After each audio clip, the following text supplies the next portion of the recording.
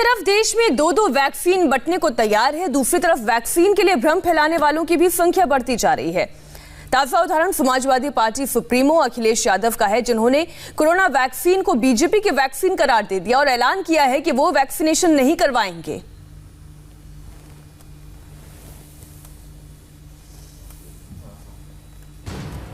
देखिए, मैं तो नहीं लगवाऊंगा अभी वैक्सीन।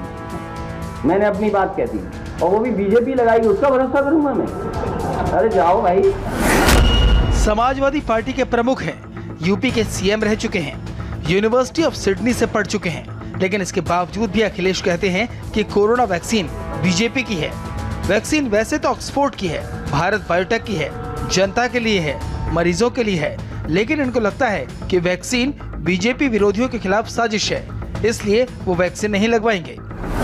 कोरोना का वैक्सीन का आज ड्राई रन शुरू हो गया, तो क्या समाजवादी पार्टी आप अपनी तरफ से मानते हैं कि लोगों को वैक्सीन? देखिए, मैं तो नहीं लगवाऊंगा अभी वैक्सीन। मैंने अपनी बात कह दी और वो भी बीजेपी लगाएगी, उसका भरोसा करूंगा मैं? अरे जाओ भाई। अरे अपनी सरकार आएगी, सबको फ्री वैक्सीन लगेगी। हम बीजेपी का वैक्सीन नहीं लगवा सकते। अखिलेश ने वैक्सीन न लगवाने की बात की तो उनके एमएलसी एक कदम और आगे बढ़ गए। दावा किया कि वैक्सीन नपुंसक बना सकती है।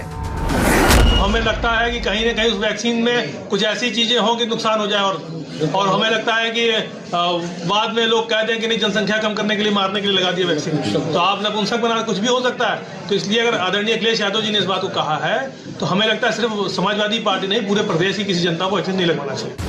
अखिलेश यादव और उनके चाहने वालों ने वैक्सीन पर उंगली उठाई तो बीजेपी के नेताओं ने उनके बयानों पर जमकर खबर ली।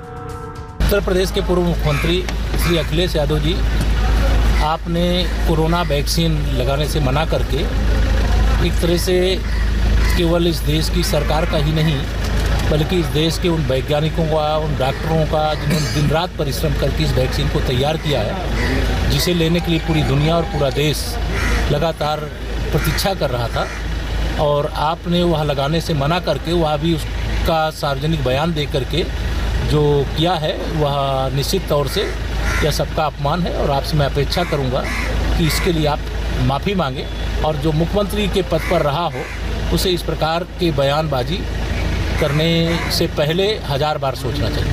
ऐसे में एक भ्रम फैलाने की कोशिश ये उचित नहीं है, राजनीति इसमें कभी नहीं होनी चाहिए।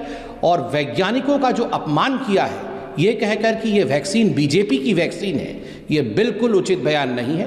अखिलेश यादव जी को इसके लिए न केवल अपने बयान को रिट्रैक्ट करना चाहिए, अपितु उन्हें क्षमा याचना करनी चाहिए हिंदुस्तान की जनता के सामने। अखिलेश यादव जी की ये टिप्पणी दुर्भाग्यपूर्ण है और किसी पार्टी के साथ जोड़कर देखते हैं तो इससे बड़ा दुर्भाग्य क्या होगा कि एक युवा नेता इस तरह की स्टेटमेंट देता है। अखिलेश को बीजेपी से ही खरी खोटी नहीं सुननी पड़ी। जम्मू कश्मीर के पूर्व सीएम उमर अब्दुल्ला ने भी उन्हें नसीहत दी। उमर ने ट्विटर पर लिखा, मैं और किसी के बारे में नहीं जानता, लेकिन जब मेरी बारी आएगी तो मैं खुशी से अपनी स्लीव ऊपर करके कोविड वैक्सीन लगवाऊंगा। कोई वैक्सीन किसी पार्टी की नहीं होती, वो मानवता के लिए होती है। वैक्सीन कितनी सुरक्षित है, इस पर अखिलेश यादव को कोवैक्सीन बनाने वाले वैज्ञानिक को भी सुनना चाहिए। किसी को सीरियस एडवर्स रिएक्शन तो हुए नहीं है और इस सबको रेगुलेटरी अथॉरिटी बिना देखे हुए अप्रूव नहीं करती है। पूरी दुनिया की रेगुलेटरी अथॉरिटी देखती है। हमारी कंट्री की रेगुलेटरी अथॉरिटी ने कई बार देखा है, सेफ्टी का कोई कंसर्न नहीं है और तभी अप्रूवल मिलता है। तो सेफ्टी का कोई बहुत बड़ा इशू नहीं लगता इसमें, मुझे नहीं लगता। हालांकि अब समाजवादी पार्टी की तरफ से सफाई आ रही है, लेकिन भ्रम का जुमला फेंक चुके अखिलेश इसे वापस कैसे ले पाएंगे?